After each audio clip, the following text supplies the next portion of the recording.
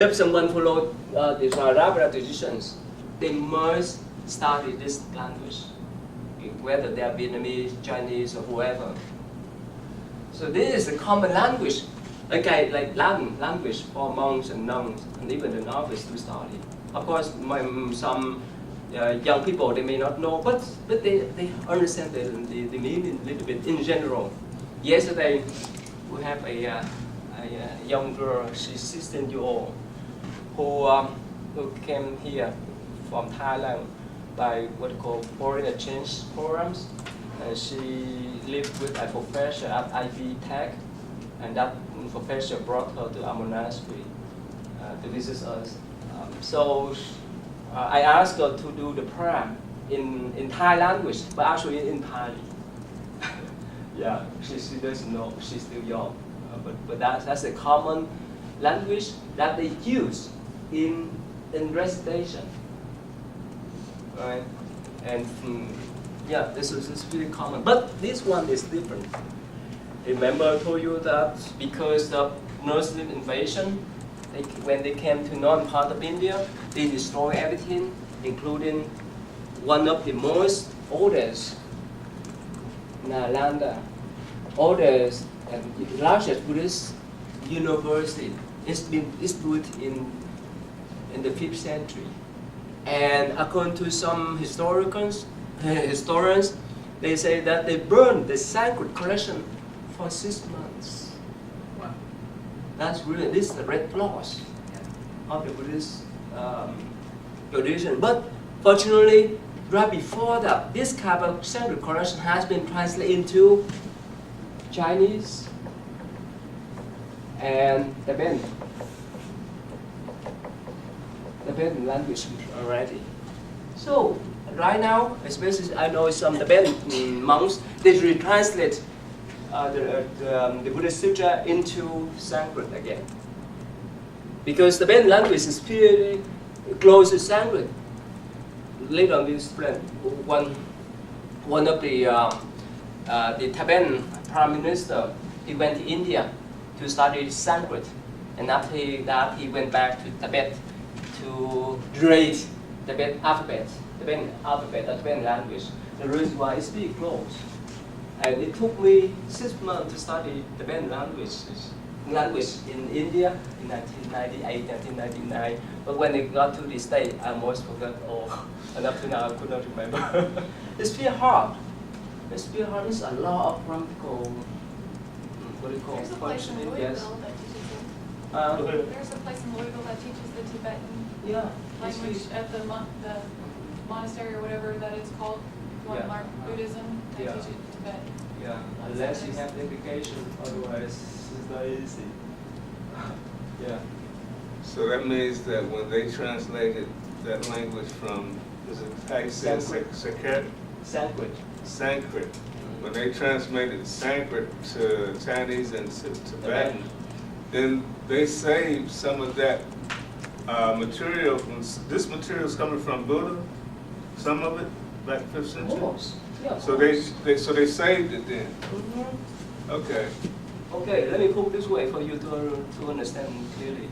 So for the first Buddhist council, second Buddhist council, that's with no written language yet. It's just oral Tradition. oral reputation. Okay.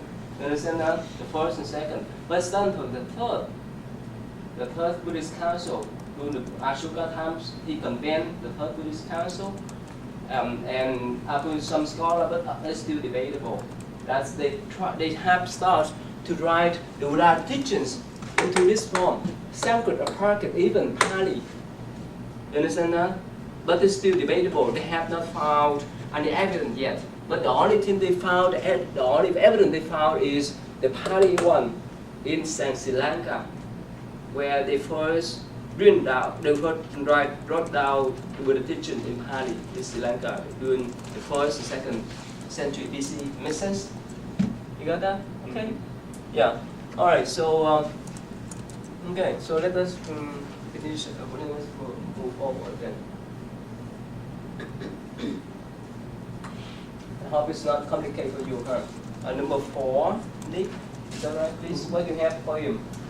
Well, Buddhagasa was a 5th century Sri Lankan Theravedic monk. Yes. The importance of Buddhagasa came through his commentaries. He's known for writing over 10 commentaries. Yeah. His most famous was the Visuddhimagga, which is English for Path of Purification. And it's a comprehensive guide to Theravedic practice. Yeah. It's predominantly through the teachings of Buddha, through his theoretical and practical understandings, and he's still considered a big part of studying Buddhism. Yeah. Yeah. So, yeah, he is a 5th century Indian Theravedic Buddhist. According to his biography, he was born in southern India, and later he moved to study Buddhism in Sri Lanka. And he wrote this famous book, A Path of Purifications. And plus, he made a lot of commentaries of many different sutras, Buddha teachings. But this book is very important. If you want to understand about the Buddha, a meditative trends, his book explains in detail. Of course, you have to learn some Buddhist terminology to recognize us. It's not easy to absorb. But if you understand, it's very deep, it's in depth. That book, The Path of Purification, and I've read this is thick. This has been translated into English. This thick book. Okay, so this is a famous one, and his book or his commentaries nowadays is like the standard from the Theravadins monks or scholars to follow. That means he set a standard to understand what Buddha teaching, especially in meditation too. Make sense? And of course, in Mahayana tradition, there's plenty of commentaries, plenty of scholars to write all kind of philosophy of principle. We discussed about that, yeah. Where would that book fit into the canon? Oh, it's commentaries. Commentaries, okay. Anyone can make comment. Okay. You do too. You can you can do the commentary too. Okay. So this is common. Okay, let's just move on here. Okay, number 5. Yeah, you have this. What do you have there? Okay. So our book said that it's likely the Buddha spoke Magadhi, a dialect that's related to Sanskrit. But he was also born into a royal family, and he would have learned how to read and write Sanskrit. And since Sanskrit contains the fundamental terms like karma and nirvana, it's often considered the authoritative language of Buddhism today. As we've already covered this, but after Buddha's death, meetings were held, and the monks recited what they knew to gather all the teachings in one place, and it was also part of their worship, was to recite each teaching like precisely and to commit it to memory, and then to teach it to others. This began in 5 CE and continued all the way into present times. And starting in 1 CE is when they started writing it down. They found bark inscriptions and leaves where they inscribed the teachings that date back to 1 CE, and some of the languages included Gandhari, Sanskrit, and Pali. And Sanskrit and Pali are very closely related, like you already mentioned. And those, that's when they started writing down everything that they had recited, and that eventually became the Pali Canon. Even though the teachings of Buddha have been written down and transcribed into many languages, the practice of memorizing it and reciting them exactly never stopped. And several linguistic experts, and there was like 5 or 10, I mean there was a big long list of linguistic experts who have studied all these ancient languages as well as Chinese and Tibetan and have traced the words down. They have not been able to find very much like failure as far as translation. They're saying the parts where Buddha said this, they're so consistent that they can't debate that he didn't say it. So whereas a lot of times things get lost in translation, they said if the parts where they're saying that Buddha said it, it's recited so precisely orally, that they wrote it down precisely, so that's a really good preservation of the original information. That's pretty much all I have. Most of the time, especially when you encounter later on to study some higher Buddhist books, you start with the sentence, "Thus I have heard." That's the first sentence that Ananda spoke or recited orally. This like when he recited, remember in the first Buddhist council, he used this word. Thus I have heard from the Buddha, not from himself. He didn't speak that type of teaching, but thus I have heard from the Buddha. So especially that's in this Sanskrit traditions, Sanskrit canon, Sanskrit collections. Again, the Buddha teachings. Let me show you this again. I start to, especially during the Ashoka times, right? It spread to the east and the west. Let me see. Here, right? When it spread to the east and the west, the Central Asia, China, and so forth. So, according to many scholars, they say that Buddhism spread to China, even Vietnam, or other area in the east. And monks start to translate in the early times, either the first or the second century CE. And the reason why somehow it is later on the Sanskrit could be resolved in Chinese languages, Italian language or Tibetan languages. Right? Okay? So you got that? Say it again. I mean that Buddhism, remember during Ashoka times, he sent many missionaries to different countries, far east and far west, right? So, and each missionary group carries some Buddhist books or some Buddhist teachings in the form of books or in the form of religions, whichever. And they start to translate probably first or the second century CE in China, in Vietnam, or other place. Translate into the local dialect, translate into the local language, the Chinese, Chinese and Vietnamese, and so especially Chinese one. Okay? Yeah. That's the reason now, like I told you, nowadays, since the Sanskrit collection has been lost, almost lost, so they retranslate from Tibetan language into Sanskrit. Alright, so let's move on. Okay, number 6. Yes, what do you have? Okay.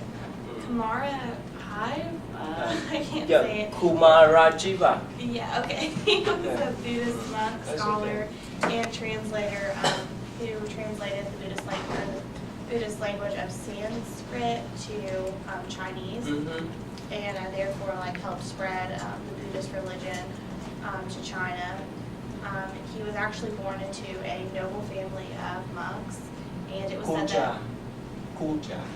Okay. Yeah, not Chinese. Yeah, Kucha. Kucha is small kingdom in the far west of China, but now it's belong to one part of China now. Yeah. Okay, but it was said that when he was as young as 7, he began learning different languages, and 2 years after that, when he was 9, he went to school to start learning more languages, and then left at the age of 12 to explore his religious faith. He then ended up in a monastery, I believe in China. Was it China? And then, yeah, basically he just went from there, learning religion, and later on in his life translated the Buddhist teachings from Sanskrit to Chinese. His life is very interesting. This one here. I wrote my master thesis in here. Yeah, his life is very interesting. His father was a Brahmin priest. So he wandered here and there. So he ended up at Rajiva grandfathers. And so his grandfather, who was a king, invited him, his father, the wandering priest, Hindu priest, not Buddhist priest, to become a spiritual advisor. Do you know what means spiritual advisor? We have the title here, no? Like chaplain, right? We have it in the chaplains, right? Okay. So yes, he accepted that course, and later on he got married with the princess. That means his mother. And when Kumarajiva was about 7 years old, his mother wanted to become a nun. And of course, she needs to have permission from his father, but his father rejected because he attached to her. Yeah, but what happened? That his mother so dedicated, so determined with the demand to become a nun, Buddhist nun. So she fasts for 7 days. And of course his father gave up and allowed his mother and him to go to the monasteries to study. So his mother later became a nun, and she took him along when he was 7. And he's so brilliant, he's so smart to learn many different languages, plus many different teachings from many different great masters in those times, including the Mahayana and Theravada monks. And eventually he's so famous that a Chinese emperor sent an army to occupy this country. Not to occupy the country, but to capture him. Because he's so precious, he's so famous in those times. Yeah. Who taught him? His mother taught him. What is that? Kumar. Yeah. His mother taught him, but he was 7 years old, right? Yeah. And when they went to The monastery. Mm-hmm. So so he got taught in the monastery. In several monasteries with different Buddhist monks and red Buddhist monks, or red Buddhist scholars. So that's the reason he's so famous that the Chinese emperor, he sent the army to this country, not to occupy this country, but to capture him. So that he would bring him back to China to do the translation work. Yeah. But of course, somehow he fell. That emperor fell because of the internal conflict, internal fighting with that emperor, and the general kept him there for, they say that for 20 years. But fortunately, during those times, he studied Chinese well. Later on, he so fluent in Chinese. There is he could translate the Buddhist teaching from Sanskrit into Chinese beautifully and smoothly. Even me too, when I recite the Buddhist teaching that's translated from Chinese to Vietnamese, it's smooth. It's really nice because he know Sanskrit as well as Chinese well. How many of you know several languages here? What do you know? French? German, French. Wow. Can you speak? Which one? What? Natürlich. Oh, really? Okay. That's good. How about you? Japanese. Japanese? Wow, okay. So you learn some Chinese too? It's still related. No, not really any Chinese. Oh, really? Okay. Actually, Japanese language spring from Chinese. Yeah, a lot of Chinese. it has the same symbols. Okay. That's different from the speaking language, but the written language. How about others? How about others? Do you know second language? Not yet. Not yet. Spanish? Spanish, but I haven't used it in a couple of years, so it's very rusty. Okay, that's good. How about others? Perhaps you know, do I they? took- Yeah. I took German in high school, but I don't Alright. know very much of it. In some of your major, they require you to have second language, right? Especially in liberal major, is that right? Yeah. It's your choice, or is it even your choice, or you have no choice? No choice. No choice. No choice. Okay. Which one? Which one the major one? French or German or what? I don't know, German, Spanish, you know, have to have like I gotta have like 2 different foreign languages. So I gotta get busy. Yeah, in order to be scholar in most of the major, right? You have to know at least 2, right? Okay, so let's move on again. So he's one of the British translated in China. Okay, number 7, please. Yeah, I am. Yeah, Well, you can go first. I don't really have very much. I know that the Tibetan canon is divided into 2 divisions. The first is Kanjur, which is the word of Buddha, and then the second is Tanjur, which is all the commentaries and other literature, and that they were inscribed on wooden blocks. Yeah. And what else? That's about all. How could the Tibetan canyon develop in Tibet? How? I don't have that. Don't know. You have anything? Yeah, that's pretty much what I got. They that language, what we was talking about, Sanskrit. Sanskrit. Uh-huh. Yeah, well, Tibetans, they translated that language from that to Tibet, and they had a difficult time because there were so many different documents, texts, and everything. There were they had things. There were materials that were non-Buddhist, like they had astrology, philosophy. They had a One lot. edition. Yeah.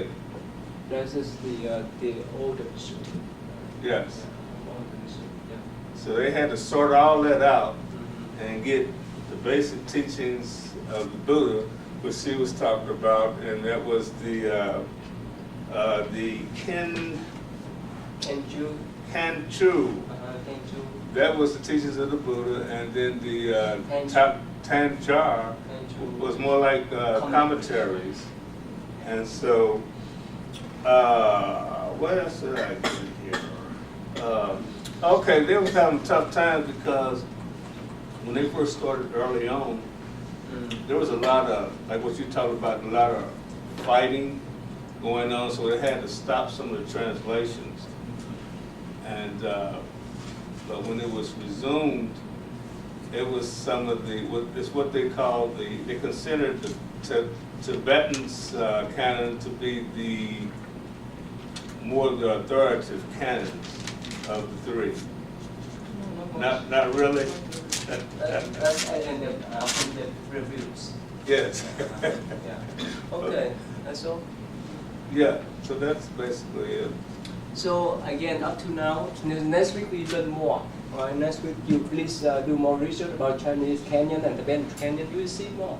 But most of the materials in these 2 main canyons that's been translated from the Sanskrit canyons is similar. There's some variation, but most of them are similar. But the Tibetan canyons is emphasized more on the tantric.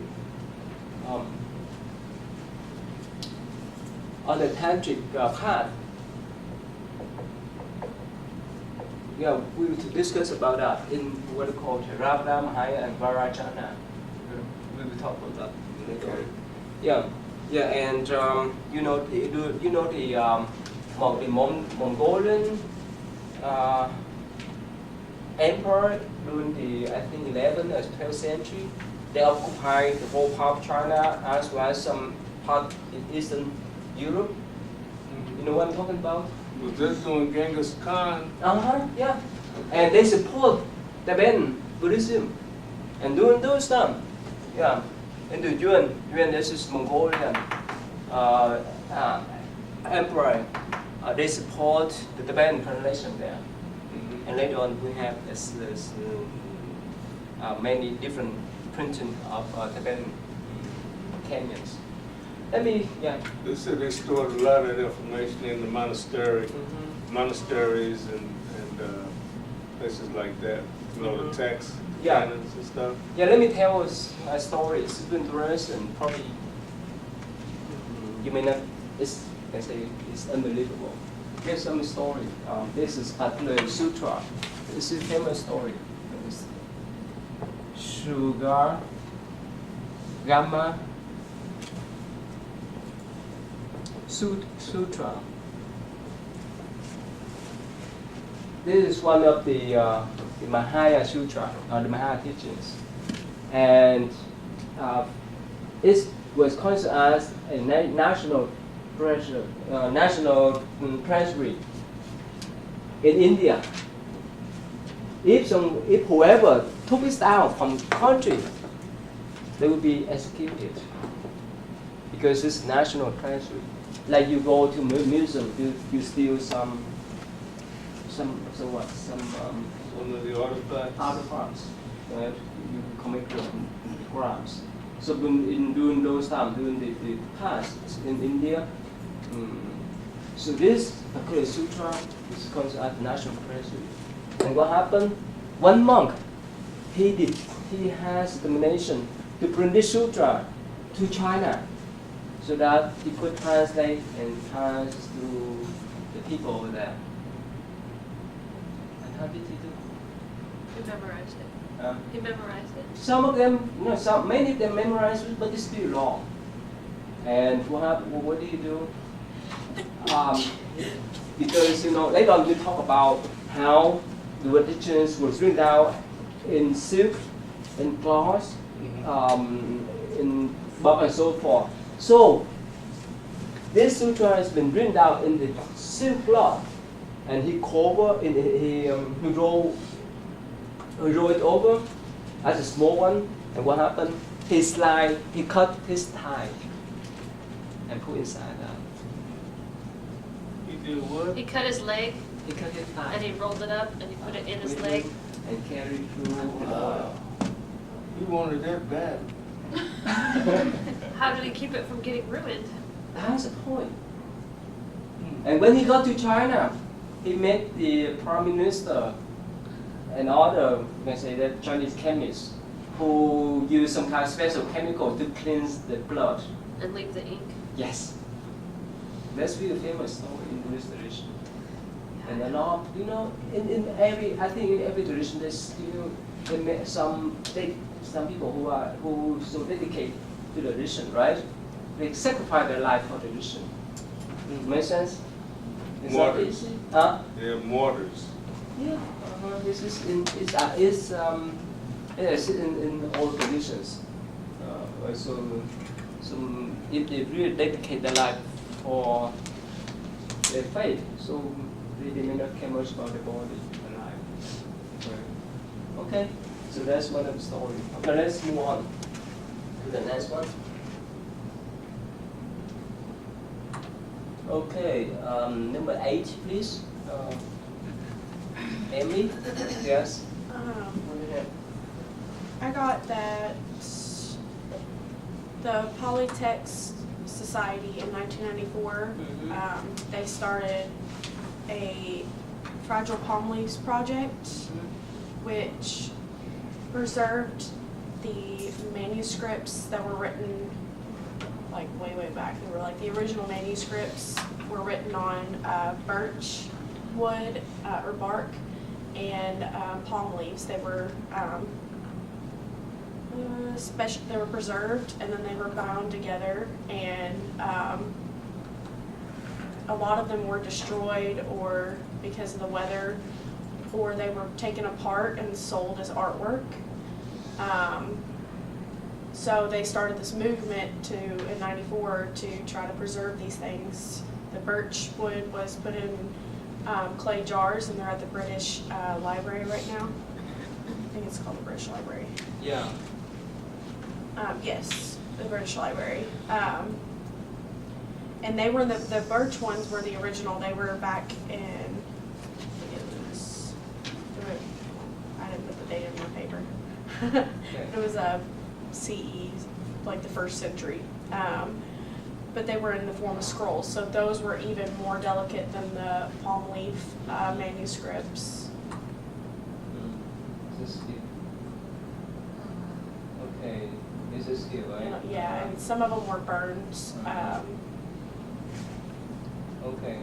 But they've been in use since before the 5th century. And 5th century CE, and existing examples date from the 18th century and later.